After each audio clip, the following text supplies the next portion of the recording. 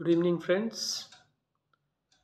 Welcome to my channel Travel with Shubhrojit. 2025-এর একদম শুরুতেই আমার প্রথম বিদেশ সফর থাইল্যান্ডে যাওয়ার সুযোগ হয়েছিল। এই সংক্রান্ত কিছু পোস্ট অলরেডি আমি আমার ইউটিউব চ্যানেলে করেছি, আপনারা দেখে থাকবেন। তো আমাকে বেশ কয়েকজন বারবার বলছিলেন যে আমি এই যে নিজে থেকে অ্যারেঞ্জ করে ট্যুরটা করলাম, সেটার একটা প্ল্যানিং যদি সবার সাথে শেয়ার করতে পারি তাহলে তাদের একটু সুবিধা হয়। তো সেই কারণেই আমি ভাবলাম যে আজকে একটু আপনাদের সাথে শেয়ার করব যে কিভাবে আমি আমার এই ট্যুরটা সম্পূর্ণ নিজেই প্ল্যান করে কারোর সাহায্য ছাড়াই আমি, আমার স্ত্রী এবং আমার ছেলে এই তিনজনে মিলেই আমরা কিন্তু থাইল্যান্ডটা ঘুরে এলাম। কোথাও সেভাবে কিন্তু কোনো অসুবিধা হয়নি। তো এই ট্যুরটা প্ল্যান করতে গিয়ে আমাকে বেশ কিছুদিন আগে থেকেই একটু থাইল্যান্ডের বিভিন্ন জায়গা সম্পর্কে পড়াশোনা করতে হয়েছে। কোথায় কি আছে, সেগুলো কি কি দেখব, এই সংক্রান্ত সমস্ত জিনিসগুলোই বেশ কিছুদিন আগে থেকেই প্ল্যান করেছিলাম। তো বিদেশ সফরে যাওয়ার আগে প্রথমেই যেটা প্ল্যান করেছিলাম সেটা হচ্ছে আমার পাসপোর্ট ছিল না। তো প্রথমেই পাসপোর্টের জন্য আমাকে আবেদন করতে হয়েছে এবং সেই পাসপোর্ট হাতে আসার পর বিদেশ সফর যেহেতু অনেকেই বিভিন্নভাবে সরকারি চাকরি করেন, তো তাদের ক্ষেত্রে বিদেশ যাওয়ার আগে একটা পারমিশনের ব্যাপার থাকে। তো বেড়াতে যাওয়ার অন্তত 3 মাস আগে থেকে তাদেরকে সেই পারমিশনের জন্য প্রেয়ার করতে হবে, কারণ এটা একটু সময় সাপেক্ষ, সময় লাগতে পারে। তো সেইটা যতক্ষণ না হচ্ছে ততক্ষণ অবধি তো আমি ফ্লাইটের টিকিট বলুন বা হোটেল সেইভাবে বুক করা সম্ভব নয়। তাই সেই পারমিশনটা আগে আমার হাতে চলে আসার দরকার আছে।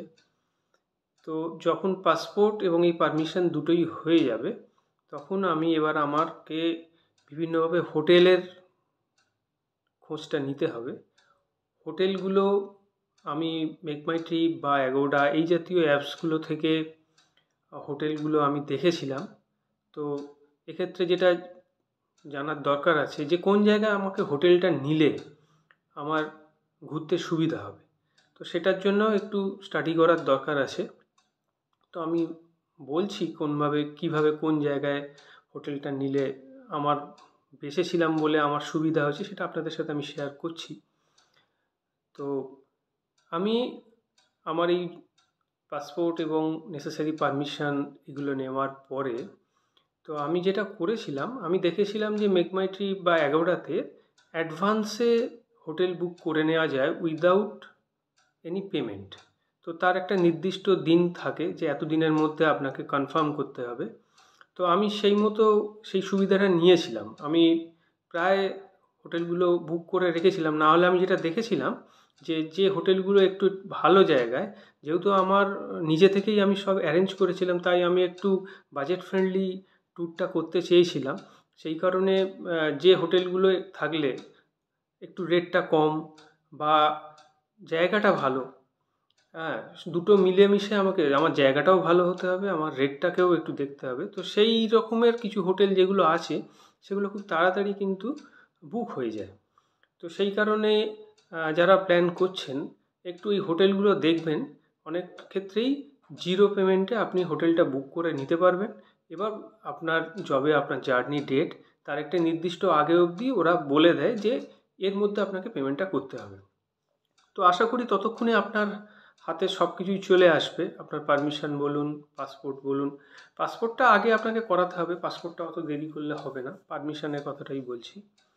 তো এইভাবে হোটেলগুলো আপনারা বিভিন্ন অ্যাপ মেক মাই ট্রিপ বা অ্যাগোডা থেকে একটু দেখে আপনাদের পছন্দ মতো জায়গায় হোটেলগুলো বুক করতে পারবেন। আর যেটা লাগবে সেটা হচ্ছে আপনার সব যখন হয়ে যাবে আপনাকে কারেন্সি কনভার্ট করতে লাগবে। তো যেহেতু আমি থাইল্যান্ড গিয়েছিলাম, আমার ট্যুরটা আমি একটু আপনাদের সাথে শেয়ার করছি। আমি ক্র্যাবিতে গিয়েছিলাম। আমার ট্যুর ছিল ডাইরেক্ট কলকাতা টু ক্র্যাবি।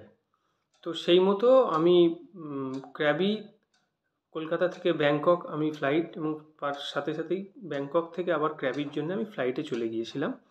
তো আমার ট্যুরটা শুরু হয়েছে ক্র্যাবি থেকে। তো ক্র্যাবিতে আমি 3 দিন রেখেছিলাম। তারপরে ফুকেট ছিল 2 দিন, আর 2 দিন ছিল আমার ব্যাংকক। এই হচ্ছে আমার ট্যুরটা ছিল। তো ট্যুরটা যখন সব কিছুই আমার হয়ে যাওয়ার পরে, আমার ওখানে থাইল্যান্ডে যেটা লাগে সেটা হচ্ছে কারেন্সি থাই ভাট। তো সেক্ষেত্রে আমি যেটা করেছিলাম, আমি একদম প্রথম দিন থেকে কি কি খরচা হতে পারে তো সেইগুলোর একটা এস্টিমেট করেছিলাম। যে কীরকম বলতে, আমার ব্রেকফাস্টে কীরকম খরচ হতে পারে, আমার লাঞ্চ কীরকম হতে পারে, ডিনার, ইভিনিংয়ে যদি কোনো স্ন্যাক্স রাখি। তো এইরকম একটা টেন্টেটিভ আমি এস্টিমেট বানিয়েছিলাম। এবং কীরকম কী খরচ হয় বিভিন্নভাবে, বিভিন্ন চ্যানেল, ইউটিউব চ্যানেল আপনারা জানেন, আমি বলেওছি আমি বেশ কিছু ইউটিউব চ্যানেল ফলো করেছি যে কিভাবে কি হয়। আমার ভীষণই সুবিধা হয়েছে। তাই আমার এটা মনে হয়েছে যে আমিও যদি যে কিভাবে কি করলাম এটা যদি আপনাদের শেয়ার করতে পারি, তাহলে হয়তো আপনাদের কিছু উপকার হতে পারে। তো সেই মতো আমি একটা এস্টিমেট করে আমার কতটা কি লাগছে সেটা আমি একটা এস্টিমেট করেছি, মানে অ্যাটলিস্ট আমাকে ওইখানে কতটা থাই ভাট ক্যারি করতে হবে। আর বাকি হোটেলের ক্ষেত্রে আমি হোটেলগুলো এখান থেকেই বুক করেছিলাম বলে এগুলো ইন্ডিয়ান কারেন্সিতেই হয়ে গেছে। এবং ফ্লাইটের টিকিটও আমি কেটেছিলাম ইন্ডিগো এয়ারলাইন্সে, এবং সেটাও আমাকে ইন্ডিয়ান রুপিতেই হয়ে গেছে। এবং ওইখান থেকে যে ডোমেস্টিক ফ্লাইটটা আমি নিয়েছিলাম সেটাও আমার এখান থেকেই কাটা, এবং যার ফলে সেটাও আমার ইন্ডিয়ান রুপিসতেই হয়ে গেছে। কিন্তু ওইখানে যে খরচগুলো আমার হোটেলের মানে বাদ দিয়ে খাওয়া দাওয়া বা ওইখানে যে ট্যুরগুলো আছে, সেই ট্যুরগুলোর জন্য কিন্তু আমার থাই ভাট লেগেছিলো, এবং সেটা আমি পুরোটাই ক্যাশ ক্যারি করেছিলাম। কারণ আমি আমার কোনো কার্ড বা ক্রেডিট কার্ড বা ডেবিট কার্ড, যদিও ইন্টারন্যাশনাল ট্রানজ্যাকশান আমি অ্যালাউ করে নিয়ে গিয়েছিলাম, কারণ হঠাৎ করে যদি দরকার পড়ে সেটার জন্যেই, কিন্তু আমি ওখানে খুব বেশি ইউজ করিনি। তো সেই কারণেই আমি একটা এস্টিমেট করে কারেন্সিটা এক্সচেঞ্জ করিয়েছি। এবার একটা বড় ব্যাপার যে কারেন্সিটা আমি কোথা থেকে এক্সচেঞ্জ করাবো। তো আমি কলকাতা থেকে যেহেতু গিয়েছি, তো কারেন্সিটা আমি ওরিয়েন্টাল এক্সচেঞ্জ থেকে করিয়েছিলাম। তাদের যথেষ্ট ভালো সার্ভিস আমি পেয়েছি, এবং তার ডিটেলস, অ্যাড্রেস, ফোন নাম্বার আমি ডেসক্রিপশন বক্সে দিয়ে দেবো। আপনাদের যদি প্রয়োজন পড়ে আপনারা যোগাযোগ করতে পারেন। এবং আমি ওখানে যাওয়ার সময় যেমন সুবিধা পেয়েছি, নিয়ে গেছি, এবং আমার যে থাই ভাট ফেরত এসছে সেগুলো আমি আবার এক্সচেঞ্জ করিয়ে ইন্ডিয়ান রুপিতে কনভার্টও করিয়ে নিয়েছি। আমাকে কোনো হ্যাপা পোহাতে হয়নি। শুধু এইটুকুই যে ওরা কোনো কয়েন নেয় না, আপনাকে যেটাই ফেরত আনতে হবে চেষ্টা করবেন যে কয়েনগুলোকে ওখানে অ্যাডজাস্ট করে এসে ক্যাশ, মানে কারেন্ট নোট যেগুলো আছে সেগুলোই কিন্তু ওরা ফেরত দেবে। ওরা কিন্তু কোনো কয়েন ফেরত দেবে না, মানে 10 ভাতের যে কয়েন, 5 ভাত, 1 ভাতের যে কয়েন, সেগুলো কিন্তু আপনারা নিয়ে এলেও কিন্তু ওরা ওটা এক্সচেঞ্জ করবে না। তো কোথা থেকে এক্সচেঞ্জের ব্যাপারটা আমি আপনাদের ডেসক্রিপশন বক্সে দিয়ে দেবো। তো আমার ট্যুরটা ছিল 5th জানুয়ারি 2025। 7:15 ফ্লাইট ছিল আমাদের ইন্ডিগো এয়ারলাইন্সের, যেটার ডিটেলস একটি ভিডিও আপনাদের সাথে আমি শেয়ার করেছি। তো সেখান থেকে আমি ব্যাংকক হয়ে আমি ক্র্যাবি যাই। তো যে হোটেলগুলো নেবেন সেই হোটেলগুলোর ক্ষেত্রে আমি এটুকু বলতে পারি যে আপনি যদি ক্র্যাবিতে থাকেন তাহলে অবশ্যই চেষ্টা করবেন আওনাং বিচের আশেপাশে হোটেল নিতে। এতে করে কী হবে, আপনার ক্র্যাবি থেকে যে ট্যুরগুলো সেগুলো আপনার যেমন সুবিধা হবে, আপনি বিচে যেতেও কিন্তু খুবই সুবিধা হবে। সুতরাং যখন আপনি হোটেল সার্চ করবেন একটু দেখে নেবেন যে আওনাং বিচ থেকে ওর ডিস্টেন্সটা কতটা। তো এটা একটু মাথায় রেখে আপনারা আওনাং বা ক্র্যাবিতে হোটেল বুক করবেন। ক্র্যাবি ব্যাংকক থেকে আমি ক্র্যাবি ফ্লাইটেই গিয়েছিলাম। ক্র্যাবি এয়ারপোর্টে নেমে ওইখানে বাইরের যে ট্যাক্সি স্ট্যান্ড আছে, সেই ট্যাক্সি স্ট্যান্ডে গেলে পরেই ওখানে পরিষ্কার করে মার্কিং করা আছে, সেখান থেকে আপনারা বাস পেয়ে যাবেন। 170 ভাত করে আমার পার পার্সন নিয়েছিল। মিনি ভ্যান, এক একটা মিনি ভ্যানে আপনার 11 জনের মতো করে ধরে যায়। তো সেইখান থেকে আপনারা চলে যাবেন, একদম আপনাকে হোটেলের কাছেই নামিয়ে দেবে, এক্ষেত্রে কোনো অসুবিধা নেই। তো ক্র্যাবিতে আপনারা পৌঁছে যাবেন। আর ব্যাংককের সুবর্ণভূমি ইন্টারন্যাশনাল এয়ারপোর্ট সম্পর্কে একটু বলে রাখি। এইখানে আপনার এই এয়ারপোর্টটি 5 তলা। তো আপনি যখন অ্যারাইভাল হয়, এটা 2nd ফ্লোরে অ্যারাইভালটা হয়। তো আপনারা এয়ারপোর্ট থেকে নেমে প্লেন থেকে যখন বেরোবেন, আপনারা মার্কিংগুলো একটু খেয়াল করবেন যে ওখানে 2 রকমের কালারের মার্কিং, একটা ব্লু এবং একটা ইয়েলো। আপনি ইমিগ্রেশন কাউন্টারে আপনাকে প্রথমে যেতে হবে, প্লেন থেকে নেমেই ফার্স্টেই আপনার ডেস্টিনেশন ইমিগ্রেশন কাউন্টার। সেটা কিন্তু সুন্দর করে নীল কালারে মার্কিং করা আছে, আর প্যারালালি আরেকটা মার্কিং আছে ইয়েলো কালারের। অর্থাৎ ইয়েলো কালারটা হচ্ছে আপনার ডোমেস্টিক টার্মিনাল, ডোমেস্টিক বা লিঙ্ক ফ্লাইট যেগুলো আছে সেইটার জন্য ইয়েলো মার্কিং ফলো করবেন। আর ইমিগ্রেশন কাউন্টার অবধি যেতে গেলে আপনাকে কিন্তু ওখানে ব্লু কালার দিয়ে মার্কিং করা আছে। যেভাবে মার্কিং করা আছে আপনি শুধু চোখটা সামনে রেখে চলে যাবেন, আপনার ইমিগ্রেশন কাউন্টার অবধি যেতে কোনো অসুবিধাই হবে না। ইমিগ্রেশন কাউন্টারে গিয়ে অনেকগুলো কাউন্টার আছে, আপনি একটা লাইন দিয়েই যাচ্ছেন, গিয়ে এবার ওনারা ওইখানে সব ডাইভার্ট করে করে বিভিন্ন কাউন্টারে আপনাদেরকে ইমিগ্রেশনের প্রসেসটা করিয়ে দেবে। ইমিগ্রেশন প্রসেস কমপ্লিট করেই ইমিগ্রেশনের ঠিক পিছন দিয়েই আপনি বেরিয়ে যাবেন। আপনার কোন বেল্ট থেকে লাগেজটা নিতে হবে সেই লাগেজটা আপনি আগে ক্লিয়ার করে নেবেন। লাগেজ ক্লিয়ার করে নেওয়ার পরে আপনারা দেখেছেন যে কোনো একটা সিম লাগবে, ট্রাভেল সিম। ওখানে প্রচুর সিমের অফিস আছে। সে যে কোনো একটা জায়গা থেকে আমি যেমন ডিটেকের সিমটা নিয়েছিলাম, আমার টোটাল ট্যুরে কিন্তু আমাকে সিম নিয়ে কোথাও কোনো প্রবলেম ফেস করতে হয়নি। আমি ভালো নেট পেয়েছি। আমি ওই সিমের থেকে আমি আরও একটা দুটো মোবাইল চালিয়েছি, হোয়াটসঅ্যাপের সঙ্গে যোগাযোগও রয়েছে, কোনো অসুবিধাই আমার কিন্তু হয়নি। তো এইভাবে ওইখান থেকে সিম নিয়ে আমি পরের দিন সকালবেলাই আমার ফ্লাইট ছিল ক্র্যাবিতে, আমি ক্র্যাবিতে পৌঁছে গেলাম। ক্র্যাবিতে আমার 3 দিন ট্যুর ছিল। যেদিন গেলাম সেদিন আর খুব বেশি কিছু করা হয়নি, আউনাং বিচে একটু ঘোরাঘুরি করেছিলাম। আর ওই দিনই গিয়েই আমি যেটা করেছিলাম, ওখানে কিন্তু হোটেলে চেক ইন 2টোর পরে, 2টোর সময় চেক ইন আর চেক আউট হচ্ছে 12টা। তো এইটা ওইখানে কিন্তু একটু খেয়াল রাখতে হবে। আমরা যেহেতু সকালবেলা পৌঁছে গিয়েছিলাম, আমরা আমাদের ওই হোটেলের লাগেজগুলো জাস্ট ড্রপ করতে পেরেছিলাম, রুমে ঢুকতে পারিনি, যেহেতু ওদের চেক ইন টাইমটা 2টোর সময়। তো আমরা ওই গিয়েই একটু আউনাং বিচে ঘোরাঘুরি করে, যেহেতু আমার প্রোগ্রামটা খুব টাইট, আমি পরের দিন মানে 5 তারিখ থেকে 6 তারিখ আমি ওখানে পৌঁছেছি। 7 এবং 8 আমার 2টো আইল্যান্ড ট্যুর ছিল। 6 তারিখ হচ্ছে আমি গিয়েছিলাম 4 আইল্যান্ড, ক্র্যাবি 4 আইল্যান্ড ট্যুর, এবং 7 তারিখ আমি করেছি ফিফি আইল্যান্ড ট্যুর। তো এইগুলো বিভিন্ন ওখানে অফিস আছে, আপনাদের এখান থেকে বুক করে যাওয়ার কোনো প্রয়োজনই নেই। আপনি ওখানে প্রচুর অফিস আছে, আপনি দরকার হলে বার্গেন করে নিয়েও করতে পারবেন।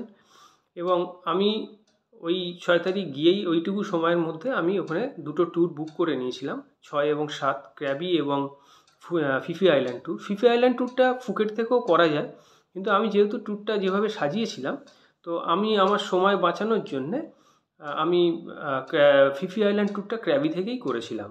তো অলরেডি ক্র্যাবি 4 আইল্যান্ড ট্যুরের কিছু ভিডিও আপনাদের সাথে শেয়ার করেছি, কিভাবে বুক করেছি, কত টাকা লাগবে, সবই আমি ডেসক্রিপশন বক্সে দিয়েছিলাম, আপনারা দেখে থাকবেন। তো নেক্সট ফিফি আইল্যান্ডেরও ভিডিও আমি আপনাদের সাথে শেয়ার করব। তো ফুকেট ক্র্যাবিতে আমি এই 3 দিন ছিলাম। তো 6 তারিখ আমরা মোটামুটি একটু রিল্যাক্স করেই কাটিয়েছি। ওখানে ক্র্যাবিতে যে নাইট মার্কেট আছে, আপনারা বিচের প্যারালালি প্রচুর বড় মার্কেট আছে, আপনারা ঘুরে দেখতে পারবেন। তো 6 তারিখ 4 আইল্যান্ড করেছিলাম, 7 তারিখ ফিফি আইল্যান্ড করে আমি 9 তারিখ একদম সকালবেলা বেরিয়ে পড়েছিলাম ক্র্যাবি থেকে ফুকেটের উদ্দেশ্যে। তো যেহেতু আমি ফিফিটা ক্র্যাবি থেকে করে ফেলেছিলাম, তো 9 তারিখই আমি ফুকেটে যে হাফ ডে সাইট সিনটা আছে, সেখানে বেশ কিছু জিনিস দেখার আছে, সেগুলো আমি আপনাদের সাথে পরে ভিডিওতে শেয়ার করব। ডিটেলস কীভাবে বুক করেছিলাম, কোথা থেকে বুক করেছিলাম, সেটাও আমি আপনাদের কাছে শেয়ার করব। তো 9 তারিখ সকালবেলা আমি বাই রোড ক্র্যাবি থেকে ফুকেট চলে এসেছি। ফুকেট চলে এসছে 12টার দিকে। আমি ফুকেটে ঢুকে যাওয়ার পরে আমার 1টা থেকে একটা হাফ ডে সাইট সিন ছিল, সেটা আমি 9 তারিখে ফুকেটে করি। ফুকেটের হোটেলের ক্ষেত্রে বলে রাখি, ফুকেটের হোটেল আপনি নেবেন প্যাটং বিচের কাছাকাছি, একদমই প্যাটং বিচের কাছাকাছি ফুকেটে হোটেলটা নেবেন। এতে কী হবে, আপনার সুবিধা হবে বিচটা দেখতে, বা ওই বিচের কাছাকাছি আপনার বাংলা রোড আছে, আপনারা জানেন ফেমাস বাংলা রোড, যেখানে নাইট লাইফ বিখ্যাত। তো এগুলো সব কাছাকাছি আপনি পেয়ে যাবেন। তো সুতরাং প্যাটং বিচের কাছে কিন্তু আপনি ফুকেটের হোটেলটা নেওয়ার চেষ্টা করবেন। তো আমরা 9 তারিখ ফুকেটে হাফ ডে সাইট সিন করেছিলাম। তার পরের দিন আমি জেমস বন্ড আইল্যান্ড ট্যুর করেছিলাম। খুবই সুন্দর জেমস বন্ড আইল্যান্ড। আপনারা যদি যান ফুকেটে অবশ্যই জেমস বন্ড আইল্যান্ড ট্যুরটি করবেন। জেমস বন্ড আইল্যান্ড ট্যুরের ভিডিও আমি আপনাদের সাথে শেয়ার করব। হ্যাঁ, ওখানে কায়াকিং, হ্যাঁ, সমুদ্রের মাঝখানে গুহার ভেতর দিয়ে কায়াকিং, সে এক দুর্দান্ত অভিজ্ঞতা। আপনারা না করলে, না দেখলে ব্যাপারটা বুঝতে পারবেন না। তো আমি 10 তারিখে আমার ছিল James bond island tour. Big বোটে আমি করেছি ট্যুরটা, সারা জীবন মনে থাকবে, আমি আপনাদের সাথে শেয়ার করব। 10 তারিখ সারাদিনের প্রোগ্রাম ছিল। 11 তারিখ সকালবেলাতেই আমি আবার ফুকেট থেকে ব্যাংকক ফ্লাইটে চলে আসছি। আমার ব্যাংককেও 2 দিন ছিল। ব্যাংককে আপনারা যখন আসবেন, ব্যাংককের হোটেল আপনারা অবশ্যই কোনো বিটিএস স্টেশনের কাছাকাছি নেবেন। ব্যাংককে আপনি যদি ব্যাংককের যে মেট্রো, বিটিএস এবং এমআরটি, বিটিএসটা হচ্ছে স্কাই ট্রেন যেটা উপর দিয়ে চলে, আর এমআরটি হচ্ছে মেট্রো রেল, পাতাল রেল, যেটা নিচে দিয়ে চলে। ব্যাংককে আপনি যদি এই দুটো সুবিধা নিতে পারেন তাহলে কিন্তু আপনার ব্যাংককে প্রচুর কস্ট বাঁচবে। কারণ ব্যাংককের এইটা নেবার জন্য আপনি আপনাদেরকে যেটা গাইড করব, যে আপনি ব্যাংককের বিটিএস এবং এমআরটি একটা পিডিএফ ম্যাপ পাওয়া যায়। আমি চাইলে পরে আপনাদের সাথে এই ম্যাপটা শেয়ার করে দেব। ওই ম্যাপটা আপনারা একটু স্টাডি করে নেবেন। তাতে কি হবে, আপনি বিটিএসের মাধ্যমে পুরো ব্যাংকক শহরকে জোড়া আছে। তো আমি যেমন নানা বিটিএস স্টেশনের কাছে আমার হোটেলটি নিয়েছিলাম। তো নানা বিটিএস থেকে আমার হোটেলটি ছিল 2-3 মিনিটের হাঁটা পথ। তো আমি ব্যাংককে যে জিনিসগুলো দেখেছিলাম সেটার মধ্যে আমি খুব বেশি টাইম ব্যাংককে দিতে পারিনি, কারণ ব্যাংককে দেখার মতো অনেক আছে। তো আমি যেটা দেখেছিলাম সেটা হচ্ছে মহানাকান স্কাই ওয়াক, একটা 75 তলা বাড়ির উপরে একটা ঝুলন্ত কাঁচের ক্যান্টিলেভার, তার উপরে আপনি দাঁড়িয়ে থাকবেন বা নিচের ভিউটা যখন দেখবেন, মানে বুক শূন্য করে দেওয়ার মতো দৃশ্য আর কি। যে আপনি যখন নিচে তাকাচ্ছেন, 75 তলার নিচে কিছু সব দেখতে পাচ্ছেন দেশলাই বাক্সর মতো, সে এক দারুণ অভিজ্ঞতা। তো মহানাকন স্কাই ওয়াকে আমরা গিয়েছিলাম, মানে 11 তারিখেই আমি সকালে যখন ব্যাংককে ঢুকি, এবং ওগুলো আমরা লাঞ্চের পরে ওই দিন মহানাকন স্কাই ওয়াক দেখেছিলাম। তার কি রেট কি আছে আমি ডিটেলসে আপনাদের সাথে যখন ভিডিওটি শেয়ার করব, ডেসক্রিপশন বক্সে আপনারা পেয়ে যাবেন কত ভাট ওতে টিকিট আছে। আর ওই দিনই আমরা গিয়েছিলাম ব্যাংককের ফেমাস মল আইকন সিয়াম মল। তো আইকন সিয়ামেও আমরা গিয়েছিলাম। ব্যাংককের বড় রিভার যেটা সাউফায়া রিভার, সেই সাউফায়া রিভারের ওপর দিয়ে ফেরিতে করে আমরা আইকন সিয়ামে গিয়েছিলাম। রাতের আলোতে ব্যাংককের সাউফায়া রিভারের দুধারের যে আলো, সে দৃশ্য মানে অকল্পনীয়। তো 11 তারিখ আমরা এই দুটো করেছিলাম।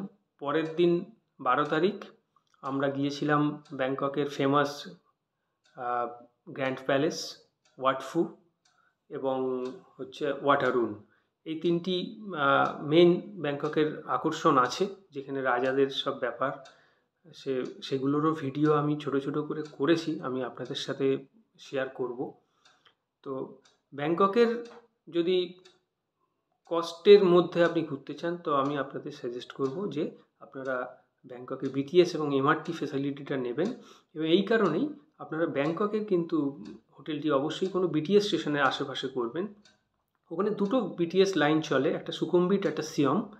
তো একটা বিটিএস থেকে আরেকটা বিটিএসে যাওয়ার জন্যে যখন চেঞ্জ করতে হবে, সিয়ামে চেঞ্জ করতে হয়, আপনি কিন্তু যদি চান তো পুরোপুরি একবারই একটা টিকিট করে নিতে পারবেন। ওখানে যখন টিকিট করবেন, আমি যেমন একটু প্রথমে ভুল করেছিলাম এখানে, যে আমি সিয়াম অবধি চেঞ্জ করতে হবে বলে আমি সিয়ামের টিকিট করেছিলাম। পরে দেখা গেল সিয়াম থেকে আমার এক্সিট হওয়ার কোনো জায়গা নেই, আমাকে আরেকটা বিটিএস ধরে নিতে হবে। তো আমি কথা বললাম, বললো অসুবিধা কিছু নেই, আপনি যখন ওইখানে এক্সিট করবেন ওইখানে আপনাকে অ্যাডিশনাল পে করে আপনি কার্ডটা আরেকবার রিচার্জ করিয়ে নিতে হবে। খুব ভালো সুবিধা, আমার এটা জানা ছিল না। তো আমি সেই মতোই আবার ওখানে গিয়ে ওখানে গিয়ে আমি জানালাম যে আমার এইরকম সমস্যা হয়েছে।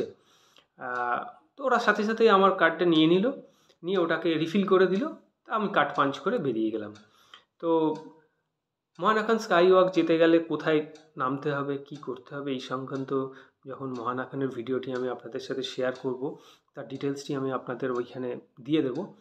তো এইভাবে আমি ব্যাংককে এমআরটি এবং বিটিএসের মাধ্যমে ঘুরেছি। এতে আমার কিন্তু অনেকটা কস্ট সেভিংস হয়েছে। আর একটা জিনিস, ব্যাংককে খাওয়া দাওয়া বা টোটাল থাইল্যান্ডেই ইন্ডিয়ান ফুডটা খাওয়া দাওয়াটা একটু কস্টলি। আমি দেখলাম ওখানে একটা রুটি 75 টাকার মতো পড়ে যায়। সেই তুলনায় থাই খাবার যদি আপনি খান সেক্ষেত্রে কিন্তু আপনার কস্ট একটু কম। কিন্তু এক্ষেত্রে সবথেকে ভালো একটা জিনিস দেখলাম, ওখানে প্রচুর 7-Eleven স্টোর আছে। মানে আপনি 10 পা 15 পা হাঁটলেই একটা করে 7-Eleven স্টোর। সেই 7-Eleven স্টোরে আপনি সব রকম জিনিস পাবেন এবং সেখানেও কিন্তু খাওয়ার মতো বেশ কিছু জিনিস পাওয়া যায়। যেমন আপনি রাইস, কুকড রাইস এবং ফ্রাইড চিকেন পুরো প্যাক করে বিক্রি হচ্ছে। আপনার বিভিন্ন রকমের দাম আছে, কোথাও 39 ভাট, কোথাও 45 ভাট, কোথাও 65 ভাট। এগুলো মাঝে সাঝে ট্রাই করা যায়। আর যে আইল্যান্ড ট্যুরগুলো করা হয়, ওই আইল্যান্ড ট্যুরগুলোতে ওরা লাঞ্চ ইনক্লুসিভ থাকে। তো সেক্ষেত্রে ওই সময়ের ক্ষেত্রে আপনি লাঞ্চ পেয়েই যাচ্ছেন। আর রাতের খাবারগুলোর ক্ষেত্রে আপনি ইন্ডিয়ান ফুড ট্রাই করতেই পারেন, তবে ইন্ডিয়ান ফুডটা একটু কস্টলি হয়। সেক্ষেত্রে থাই ফুডটা একটু চিপ হয়। বিভিন্ন রকমের থাই খাবার আছে, আপনাদের পছন্দ মতো অবশ্যই থাই ট্রাই করবেন। ব্যানানা প্যানকেক ভীষণ ভালো খাবার, ওটা অবশ্যই ট্রাই করবেন। আর ওখানে প্রচুর ফ্রুট পাওয়া যায় ব্যাংকক এবং টোটাল থাইল্যান্ডে। তো অবশ্যই আপনারা কিছু ফ্রুট জুস, ম্যাঙ্গো জুস বা স্ট্রবেরি জুস, বিভিন্ন রকমের জুস আছে, আপনারা অবশ্যই ট্রাই করবেন। তো একটু এইগুলো খেয়াল রেখে আপনারা যদি ব্যাংকক ঘুরে আসতে পারেন, নিজেরাই যদি অ্যারেঞ্জ করে যেতে পারেন, আমার মনে হয় অনেকটা কস্ট সেভিংস হবে। আর একটা জিনিস, ওখানে মোটামুটি ইংরাজি বোঝে, কিছু ক্ষেত্রে হয়তো একটু সমস্যা হতে পারে। তো আপনারা যেটা করবেন, গুগল ট্রান্সলেটার একটু অ্যাপটা ডাউনলোড করে নেবেন। ওখানে আপনি যদি আপনার কথা মতো ইংলিশে লিখে দেন, তো সেটা গুগলে ওরা কনভার্টও করে দেবে, এবার বলেও শোনাবে। সুতরাং কোথাও যদি সেরকম অসুবিধা হয়, তো আপনারা গুগল ট্রান্সলেটারের সাহায্য নিয়েও তাকে পরিষ্কার বুঝিয়ে দিতে পারবেন যে কী চাইছেন বা কী না। তবে অ্যাজ সাচ আমার সেরকম খুব একটা অসুবিধা হয়নি। একমাত্র এক জায়গায় একটা ড্রাইভারের সাথে ও বুঝতে পারছিল না, আমাকে জাস্ট একটু ওইটা সাহায্য নিতে হয়েছে। আদারওয়াইজ প্রত্যেকেই কম বেশি ইংলিশ বোঝে এবং তারা খুব কোঅপারেটিভও, কোথাও আপনার অসুবিধা হবে না। তবে হ্যাঁ, ওই টুকটুক বা এই জাতীয় যে ছোটো গাড়িগুলো আছে, ওরা একটু বার্গেন করবেন, ওরা ওদের মতো করে দর হাঁকে। যদিও আমার খুব একটা টুকটুকে ওঠার প্রয়োজন পড়েনি, আমি ওটা ব্যবহার করিনি, কারণ আমি ব্যাংককে এমআরটি এবং বিটিএস ব্যবহার করেছিলাম বলে। তো এটাই কম বেশি ব্যাংকক সম্পর্কে আমি বললাম। একটু দেখে নেবেন, আপনারা যদি প্ল্যান করেন এইগুলো একটু মাথায় রাখবেন। আশা করি আপনাদের ঘুরতে খুব একটা অসুবিধা হবে না। ধন্যবাদ, সবাই ভালো থাকবেন।